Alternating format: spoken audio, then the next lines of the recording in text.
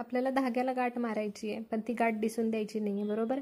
तर यावेळेस काय करायचं की आपली सुई जी आहे, धागा त्याच्यामध्ये ओवून घ्यायचा आणि कपड्यामध्ये तो धागा एंडिंगपर्यंत नाही न्यायचा आणि धाग्याला गाठ पण नाही मारायची आहे. गाठ न मारता आपल्याला परत तो जो धागा आहे सुईच्या साह्याने पुन्हा कपड्यातून वरती काढायचा. जसं की स्क्रीनमध्ये दाखवते मी, पुन्हा एकदा डबल वेळा फिरवलेला आहे. तो आता डबल वेळा जेव्हा फिरवते मी, त्याच्यानंतर जो मध्ये राऊंड दिसतोय, जो मध्ये राऊंड तयार झालाय त्याच्यामधून मी सुई बाहेर काढली आहे, जेणेकरून ती एक गाठ बसेल. असं आपल्याला 2 वेळा करायचं आहे, ठीक आहे. आणि जेव्हा ती आपण गाठ मारतो तेव्हा काळजी काय घ्यायची आहे, तर जो मी धागा एक्स्ट्रा सोडलेला आहे पहिला, तर तो धागा आपल्याला ओढायचा नाहीये, तो ॲज इट इज मला तसंच सोडून द्यायचा आहे. आणि एक गाठ झाल्यानंतर पुन्हा मी दुसरी गाठ मारते. तर दुसरी गाठ जी मारते ती तुम्ही पाहताय.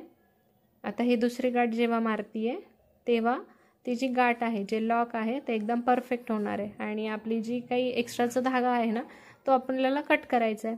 तो कट केल्यानंतर जी गाठ असते, जी नॉर्मली आपण जी गाठ देतो आणि ती दिसते, तर या केसमध्ये ती गाठ दिसणारच नाही आहे. तर अशा प्रकारे तुम्ही फिनिशिंगसाठी ही ट्रिक वापरू शकता.